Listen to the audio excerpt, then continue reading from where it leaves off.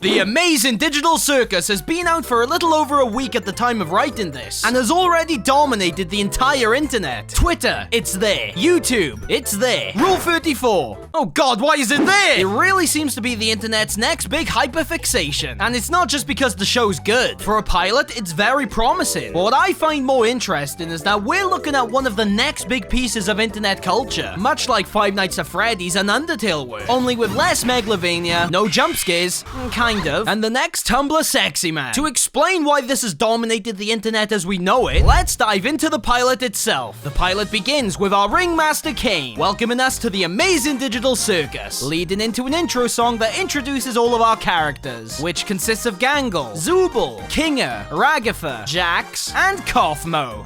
He couldn't make it. And ever since somebody pointed it out, I can't unhear it now as the Cleveland Show intro. There are some qualities to this theme song that make it seem like things aren't quite what they seem. And with it being so upbeat and happy, it makes us question what's really going on here. But before we can think too hard about any theories, the song's interrupted by our main character, Pomni, who 10 seconds in is already getting hit with the NPC allegations. As she enters this digital realm and starts tweaking out, it's made quickly apparent how these characters have all been pulled into this world. They've all put on some type of VR headset, which pulls you into this cursed world. But we'll get back to that messed up shit later on. Oh, that reminds me, you can't swear in this world. So, as a UK citizen, I am kind of As Pomni asks how she can leave, it becomes quickly apparent that once you're in here, there's no real way of getting out. She quickly takes a good dose of copium as she's given the grand tour. There's 3 areas consisting of the tent, the grounds, and the void. At this point, all signs are leading to Kane being the mastermind behind this operation. It's pretty much been confirmed that he is an AI torturing these characters, whether intentionally so or not. Pomni, while on the tour, saw an exit door. So after she pukes on the floor like a damn dirty dog, why are you like this? she wonders if there's a way out, though they all doubt it, and Kane outright refutes it. So to distract her, it's time to pick her automated Roblox name. It seems once people enter this world, they forget their past lives, including their names. So she's given her new online name Pomni, and Kane decides to send them on an adventure. Adventures are created to keep our cast of characters distracted, because believe it or not, being stuck in a world like this might drive you a little insane. Seeing as you don't need to eat, you don't need to sleep, and you don't need to beat your meat. And it's a nice way to set up an easy B plot in these episodes, with the story and lore building being focused in plot A, keeping a good balance of the comedy and the less than wholesome Chungath Reddit moment. King tells them to gather the Gloinks as he f***s off, and said Gloinks carry Zooble away. Ragatha suggests they go find Kaufmo, who Kinger says has apparently been talking about an exit himself. So Pomni, Ragatha, and Jax go to find him, while Kinger and Gangle stay behind on the adventure. These guys seem competent, so I'm sure they'll be fine. As they head to Kaufmo's room, we see the rooms of the other characters. But what's most interesting is some of these doors have characters crossed out, including one that's a queen chess piece, a match in pair with Kinger, because every king needs their queen. Seeing as Kinger is apparently one of the oldest in the circus, it's safe to assume she came into it with him, and that they were more than likely a couple. One of the better theories I've seen going around is that Kinger and this queen character were the initial devs of this virtual world, who accidentally got trapped inside during testing with no way out. It also lines up with the buggy nature of his character, and how simple his avatar is to animate. It could show how the circus has progressively improved their ability to generate working avatars over time. But I am not MatPat, and this is indeed not a gay theory, so I'll leave that to the experts. Obviously, the implication for these crossed out photos is quite clear, but why exactly are these characters being removed from the digital circus? Well, let's head into Kaufmo's room and see,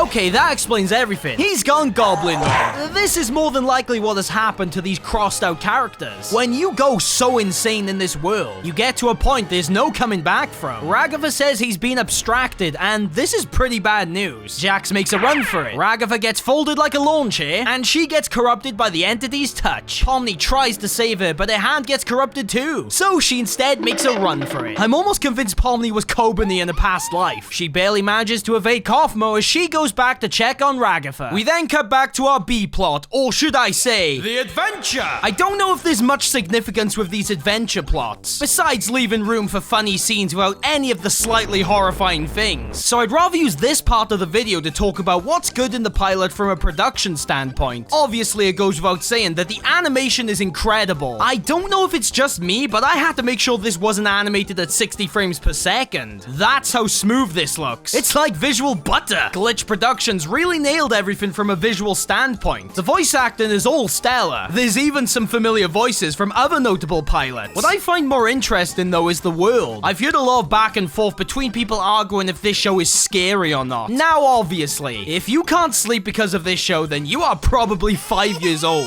Scary or horror isn't the word I'd use. This show just makes me feel uneasy. It reminds me a lot of liminal spaces. There's no real way to explain it, but it just has an oddly eerie feeling, much like those empty Gary's mod maps. It's not scary in the traditional sense, but you can't help have this feeling that something is very wrong, even with all the bright colors to try and distract you from the truth. It's almost like those weird nightmares you'd have as a kid that just seemed to never end, and contained all sorts of strange subject matter. Or maybe I was just a very disturbed child with undiagnosed schizophrenia. After these guys find the Gloink Queen, Pomni goes back to Ragatha still tweaking out. She asks her to go and find Kane as he can apparently fix all this, which makes me think maybe Kane really isn't that bad. After all, if Kane was this evil villain, would she be so quick as to ask him for help? Although this could be a classic case of Stockholm Syndrome. Don't ask me why the syndrome is in Sweden. I really don't know. So Pomni goes looking for Kane, all the while getting decked in the face, finding horrors, and...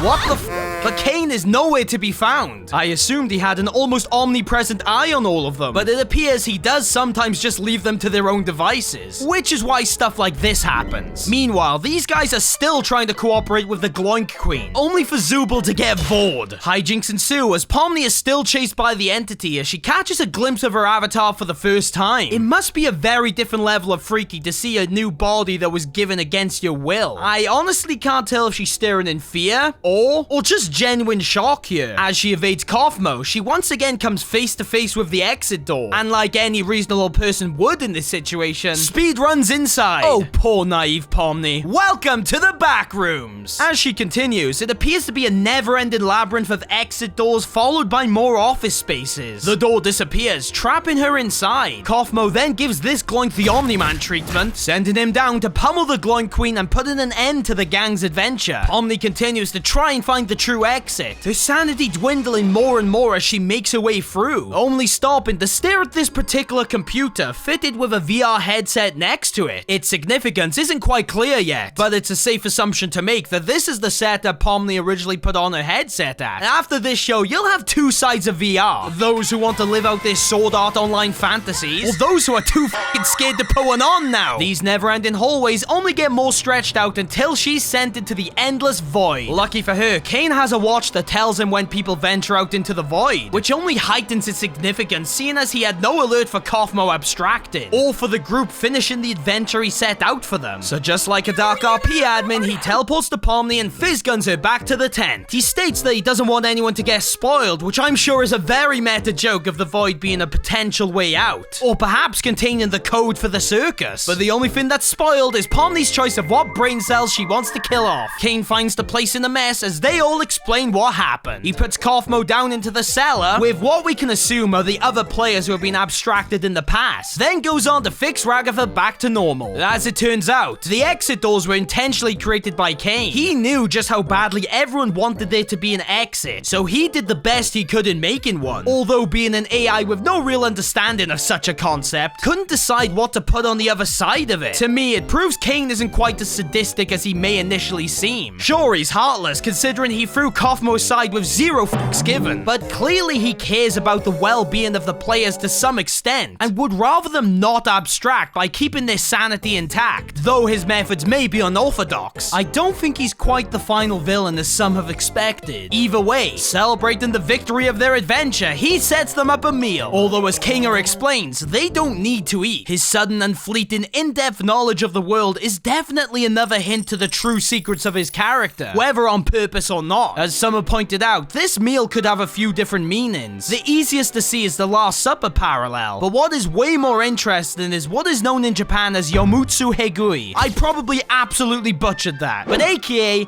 it means when one eats the fruit of hell and is stuck there forever. Consuming food from another world will leave you trapped there forever. It's also a thing in Greek culture, where Hades tricked Persephone into eating food that trapped her in the underworld. So with this meal, it could really seal Pomni's fate. The show then ends with a pan out from the tent, into the void, and then ending on that same computer from earlier, only honing in on its significance even more. So, that's the Amazing Digital Circus. Overall, I'd say this is a very promising start to what I hope will be an amazing series. It really has everything you'd want from a series like this. There's plenty of lore to theorize over, it has plenty of likable characters, and it has a great sense of humor. And of course, it has the next in line of the Tumblr sexy man lineage. And while I like it, at the same time, I'm actually so terrified. And no, not because the show's scary. This show only has one episode, and it's already everywhere. I haven't been able to escape it on any social medias. And I've seen what happens to these types of communities. It happened with FNAF. It happened with Undertale. It even happened to Pizza Tower. It happens to all fandoms like this. I don't think Glitch Productions realize what they've unleashed onto the internet. Because for better, or for probably worse, this show will change the internet. My words of advice for you guys in the fandom?